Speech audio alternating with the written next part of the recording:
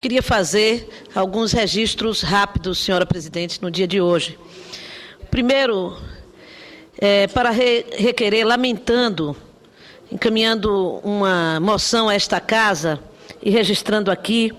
o falecimento, nesta última segunda-feira, dia 25 de março, às 6 horas da manhã, em Florença, na Itália, do padre Renzo Rossi. Padre Renzo chegou à Bahia, ao Brasil, em Salvador, especialmente em 1965, e começou a atuar na comunidade de São Caetano e Fazenda Grande, dois grandes bairros populosos do município de Salvador. E, mais ou menos, em torno de 1978, teve contato, no início dos anos 70, manteve contato com os familiares de presos políticos na Bahia. A partir de então, ele se transformou num militante na defesa dos presos políticos brasileiros e um dos maiores militantes da luta por anistia política no Brasil. Sua morte deixa, sem dúvida nenhuma, um grande vazio na luta pelos direitos humanos, uma grande saudade de todos aqueles que conviveram com o padre Renzo, como eu, que fui autora do título de cidadão da cidade de Salvador para esta grande figura. Sua vida, sua história já foi contada em livros pelo deputado Emiliano José, As Asas Invisíveis do padre Renzo, o Anjo Renzo da Anistia, e agora será transformada em filme. Também quero registrar, senhora presidente, já que no dia 29, na sexta-feira, não estarei aqui, um voto de congratulação ao município de Salvador pelos seus 464 anos de fundação. Fundação dessa que foi a nossa primeira capital, esta que é a cidade mais negra do mundo, fora da África, com mais de 80% de população afrodescendente. A comida, a religião, a cultura, a música, a dança e a arte provenientes dos povos africanos são manifestações que marcam fortemente a identidade histórica e a face reconhecida, até a arquitetura, o modo de vida da população da minha cidade de Salvador. Digo minha cidade, apesar de não ter nascido em Salvador, mas ter nascido politicamente naquela cidade, ter recebido do povo daquela cidade a honraria de representá-lo como vereadora, como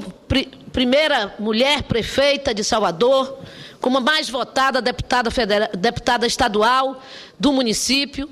como a mais votada deputada federal, com mais de 143 mil votos, e como a mais votada senadora da Bahia na cidade de Salvador. Eu agradeço diariamente a honraria, a confiança que o povo de Salvador me dedicou, me dedica. Tento, portanto, honrar a cada dia essa confiança e, brevemente, na próxima semana,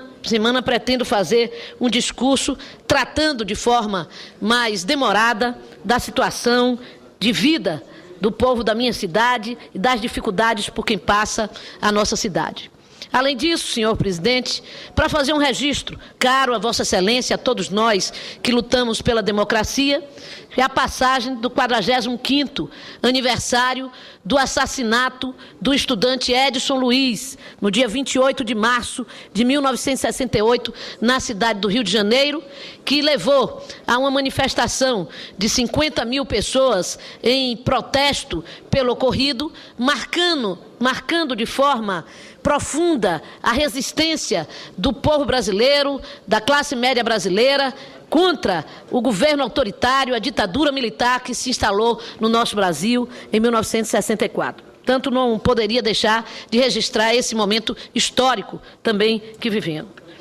E, finalmente, senhor presidente, também marcando uma data importante para o meu Estado, ontem, 26 de março, foi o Dia do Cacau, que se comemora o Dia do Cacau. E este fruto originário da América Central, é um fruto profundamente vinculado à vida dos baianos. Culturalmente, a história do cacau foi perpetuada no que ficou conhecido como o ciclo do cacau pelas mãos do escritor Jorge Amado, cuja obra compreende quase meio século de literatura sobre esse tema, que tem início com cacau, em 1933, e passa por Terras do Sem Fim, São Jorge dos Ilhéus, Gabriela Cravo e Canela e Tocaia Grande, finalmente, em 1984. O sul da Bahia, sem dúvida, foi uma das regiões que dominou a produção literária desse grande escritor brasileiro. Ele levou ao mundo o conhecimento sobre a riqueza produzida na cacauicultura e sua obra é uma verdadeira sociologia dessa região. O cacau foi, sem dúvida nenhuma, a mais importante riqueza da Bahia até os anos 80, quando a região passou por um intenso choque. Até então, o cacau chegou a significar mais da metade do PIB da Bahia. Portanto, e foi a Bahia, naquele momento, chegou a ser responsável por 87% da produção nacional de cacau. No entanto, a partir da lavoura da vassoura de bruxa, que se instalou no nosso cacau, na nossa cacauicultura, levando a pobreza absoluta, a redução da produção, da produtividade, a diminuição da renda do produtor, o desemprego em massa, a descapitalização, o alto endividamento dos produtores, a desarticulação do sistema cooperativista, a ociosidade do parque de processamento de cacau, criando um cenário de sucessiva perda de mercado. Desde então, a luta da região cacaueira é justamente a luta para recuperar uma parte daquilo que o cacau significou para a economia do Brasil e da Bahia. O cacau tem uma importância enorme na preservação da Mata Atlântica naquela região, especialmente a forma o manejo do cultivo do cacau, chamado cacau cabruca, que permite essa associação entre a floresta tropical e a plantação do cacau. O cacau tem, além da importância que teve para a economia, tem um aspecto muito interessante, porque é uma cultura que não conviveu com a escravidão, é uma cultura moderna que se desenvolveu já, embora no formato de monocultura, no formato quase de extrativista, de exportação do fruto, sem nenhum beneficiamento, se desenvolveu com a mão de obra assalariada, portanto, uma forma nova de organização da economia no campo, no meio rural do nosso país. E hoje se encontra num processo de franca recuperação, combatendo a tradição anterior da monocultura, buscando descentralizar e desencadear um processo de agregação de valor à cultura do cacau, com a fabricação do próprio chocolate, com a exportação do fruto para fazer chocolate de grande qualidade, chocolates franceses, belgas, que são feitos com o fruto do cacau baiano, de qualidade, como também a produção específica da Bahia em fábricas pequenas,